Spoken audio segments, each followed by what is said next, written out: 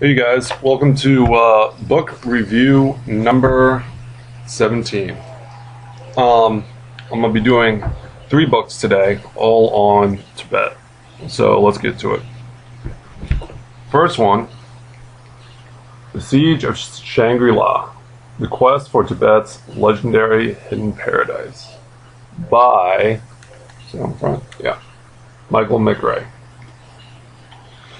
So, what this book is about is there's a secret land in the lower part of the Sangbo River Gorge, which, just to get put a geographic context on this, there's this river that is one of the longest in the world that runs through the mountains of Tibet, at an elevation of approximately 10 or 11, 12,000 feet. And it enters this gorge at 10,000 feet. And by the time it exits the gorge, the river has a different name. It's the Brahmaputra, as known in India. This is because they couldn't connect the two in ancient times. Just, separation of cultures. And so it loses about, I think, 9,000 feet of elevation over 200 miles, making it the deepest gorge in the world, by like 2 times or like a time and a half or something like that. So anyway, this book kind of gives the history of exploration of that area. And it's broken into 3 parts. The first part is sort of the pre-communist takeover of Tibet, when it was still opened up. This basically spans from the British colonial period of 1880, with this messenger named Kintrap, who was Indian, of Indian ancestry, who was sent into Tibet sort of as a spy to seek out this gorge. And he actually completed his mission despite hard falls, but because no one had heard of him and it took him longer than expected, the mission was kind of dropped, and I think he was assumed dead. Then it goes on to talk about King's Ward and the Bailey Crowder expeditions. And the Bailey Crowder expeditions happened first, and basically with both of them, they were sent by the British again, because they had the most direct access to the area, to scout out the gorge. Bailey Crowder, I believe. Yes, because it's the Bailey Crowder expedition was sort of more an exploratory expedition, just to kind of find this lost waterfall, which was sort of like the motivation to go into the gorge. I mean, part of it was to understand the hydrology of the gorge itself, but also if they could find a spectacular waterfall, that would be a big draw, or a big coup back in Europe, where the Niagara Falls had been found in North America, Victoria Falls in Africa, the I'm going to pronounce this wrong, but the Ayaputra or whatever it is falls on the border of Argentina and Brazil and South America. So anyway, they were looking for the equivalent in Asia, and they think they might have, or they hypothesized that they might find a fall greater than all of these just because of the elevation drop. So the second expedition is King's Ward, and King's Ward is that, or Kingdom Ward, Kingdom Ward, which is actually one person. He had a hyphenated last name, and I believe his partner was Morrison.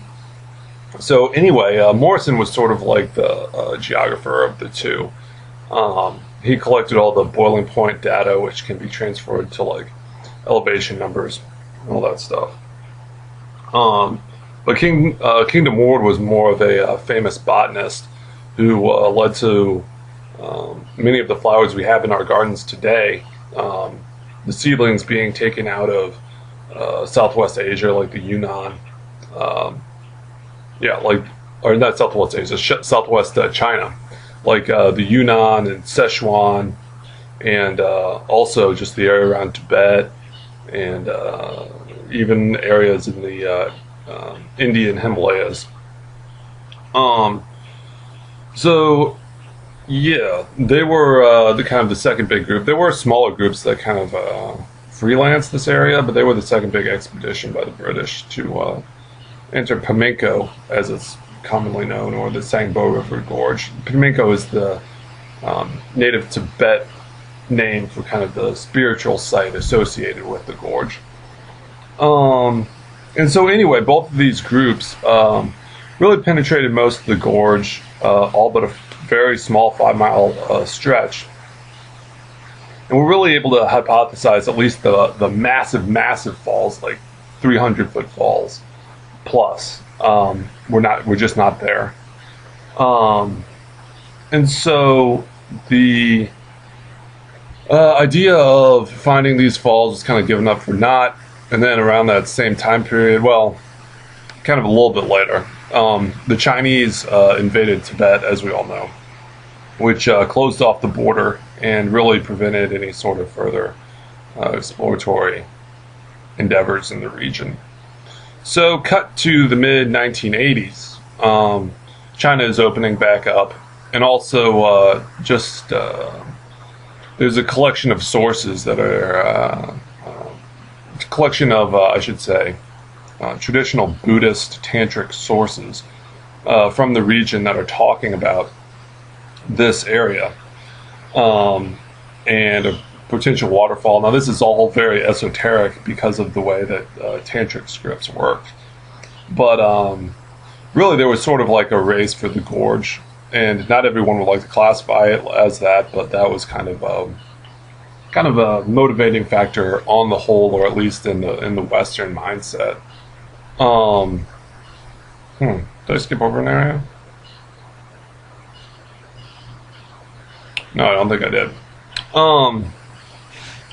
Well, to begin with, the second section kind of focuses on the mythology of this, and this has to do with like Ian Baker and I forget his first name, but his last name's Sardar, Sardar,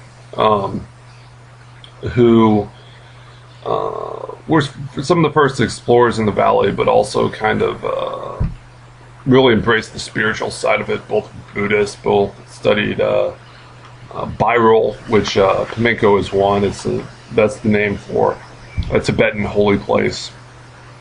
So they really explored it, but then there were also these other missions, like the Fisher mission, as well as a couple Chinese missions, and Brashear, the Brashear mission, who was a famous mountain climber of all of the 8,000ers, if you know what that is, that wanted to be the first to explore this gap in the gorge that hadn't been found. There was a 5-mile gap that Bailey or Kingdom Ward weren't able to get to just because the terrain is just so insanely steep. I mean, we're talking 2,000-foot cliffs right out of the gorge that are just impenetrable, for the most part. So kind of the way the book concludes is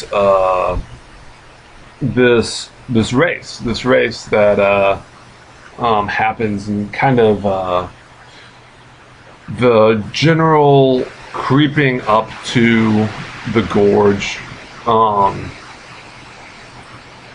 be it with Brashears or Fisher, who was kind of an egomaniac and didn't really respect the native peoples of the gorge or the traditions of the gorge, which is why a lot of people say he failed, but ultimately the one that succeeded in first finding the hidden waterfall in this gap that no one had explored yet, which, by the way, there was a hidden waterfall that was found.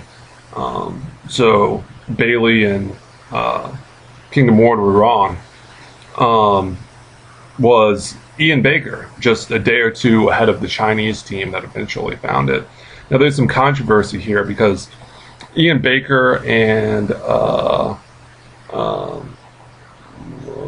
Kin Storm, who is kind of like a secondary person in the expedition, as well as a filmmaking team from National Geographic, were the first to really measure the falls. But there had been, in the preceding years, like Brashears and Fisher, there had been people that had seen it sort of from upriver, so they hadn't actually seen the falls, but they had seen like mist coming off the river and stuff.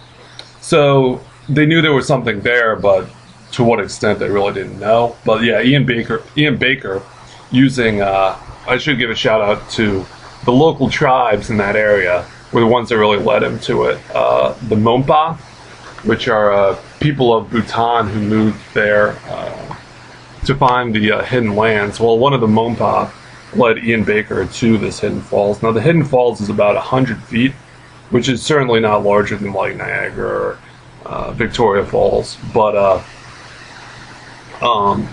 really was sort of a lost discovery in an age where everyone had thought everything had been discovered. You know, the age of discovery was, say, like, well, if you want to go all the way back, it's like the 1400s, but like the great age of discovery, I would say, would be like the early 1800s to the early 1900s. To say like World War I or something. So anyway, this was like a great find. And it just sort of kind of focuses on, at the very end, how the people's personalities going into the mission reflected on how they viewed what they had done in the region afterwards. You know, as I said, Fisher became very bitter. This Sartor really had no interest in the falls. He was a very religious person, as I said. So he just kind of shunned the whole celebrity of that and kind of really wanted to focus on the religious aspect of it. Ian Baker kind of was another religious person, but became famous because he actually did decide to go find it, unlike Sartor, who went aside. Ken Storm gave some interviews and kind of he's credited as a leading source in finding these falls. I think Brashears is just known as more mountaineer. It's certainly not the highlight of his career.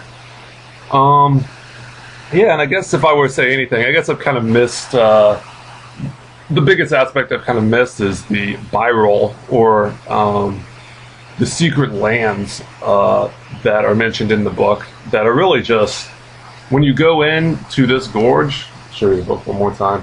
When you go into the Sangbo Gorge, largest gorge in the world, just respect the local traditions, because as much as it might seem like superstition or just, you know, backwardness rearing its head in one form or another, really the life of the gorge has a mind to itself, and you really have to be respectful of the local deities and the local customs and all that stuff. So anyway, one of the most inaccessible places on Earth. I'm going to wrap this up, partially because I'm running out of time, but Michael, let me get this right. Michael McRae's The Siege of Shangri-La, The Quest for Tibet's Legendary Hidden Paradise. Alright, you guys. Highly recommended. I probably could have had some more stuff to say about this, but I'm going to end it here. So, bye.